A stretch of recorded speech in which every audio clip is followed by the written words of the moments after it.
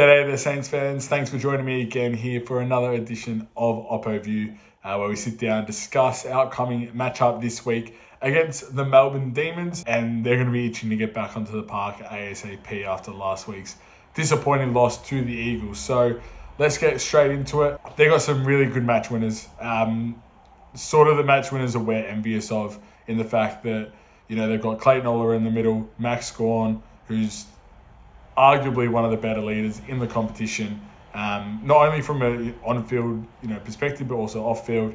And then Petracca, who we all know, I think St Kilda fans know more than anyone else of how damaging he can be and how flexible and versatile he can be as well.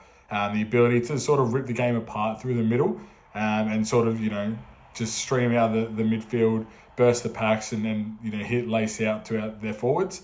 But also to go up forward and make a damage as well. It was only a couple of weeks ago against Carlton, where they were down by 40 points, and he came back and kicked 5 goals, and they got within a point. So he's arguably the most damaging player in the league. When he's on, he's definitely on, and an absolute worry for us this weekend. Given our form at the moment, it honestly wouldn't be surprised if he does go up forward and kick a bag and still get the 25, 30 touches and be damaging and grab the 3 votes. He's exactly the player that we're wanting and that I'm wanting. Someone who can go into the middle and just, as I said before, rip the game apart and, use it on the outside, use it on the inside, be a contested beast, and then, go up forward and snag a few as well. So Petracca's a worry. Looking through their major stats though, and it was the same last week against Fremantle, we stack up. So I'm just going to read through a couple here, just while we on that topic. So uncontested possessions, they rank 13th. We're number 6 in the league. Contested possessions, we're even, 10 and 11. Centre clearances, they are a little bit ahead. They're 13th. We're 16th, which we all know that's been one of our big issues this year already. Excuse me. Hit-outs is the one that they do dominate, and that's with Gawn's dominance. And we sort of know that with Rowe.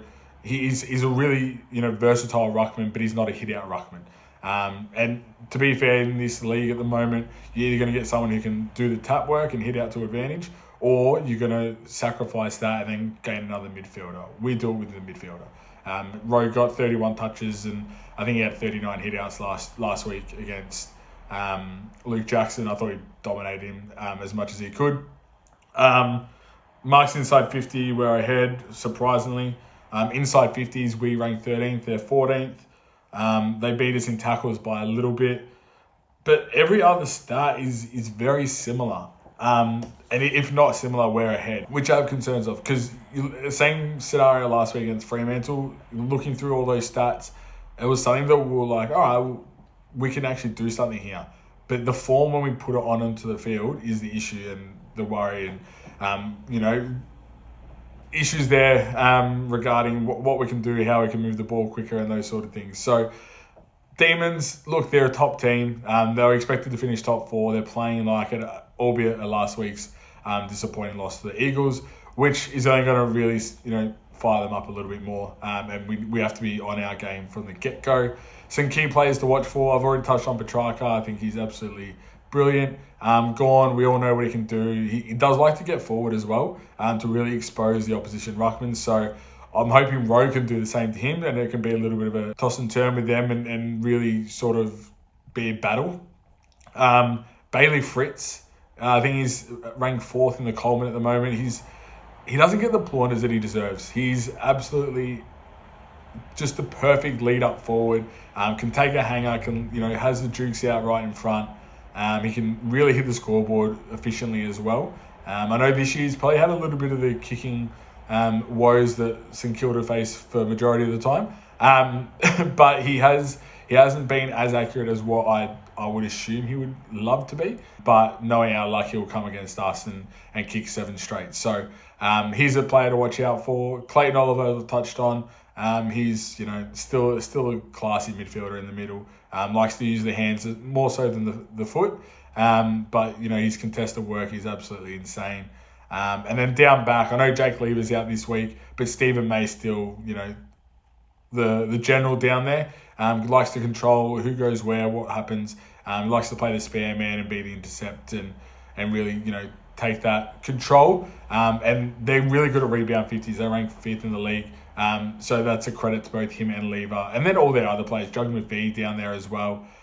He's a classy act.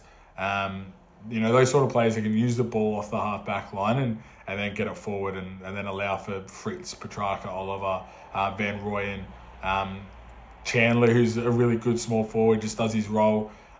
Those sort of players that can really, take the damage and put us to the sword. So, look, I know it hasn't been a great year, and I think all Saints fans can admit that, but it is important. Get down there Sunday to get along with the boys, cheer them on. This league's so competitive at the moment. There's a never say never attitude, and once you can turn a couple of weeks around and start getting some W's on the board, then you never know what can happen. So that's all from me.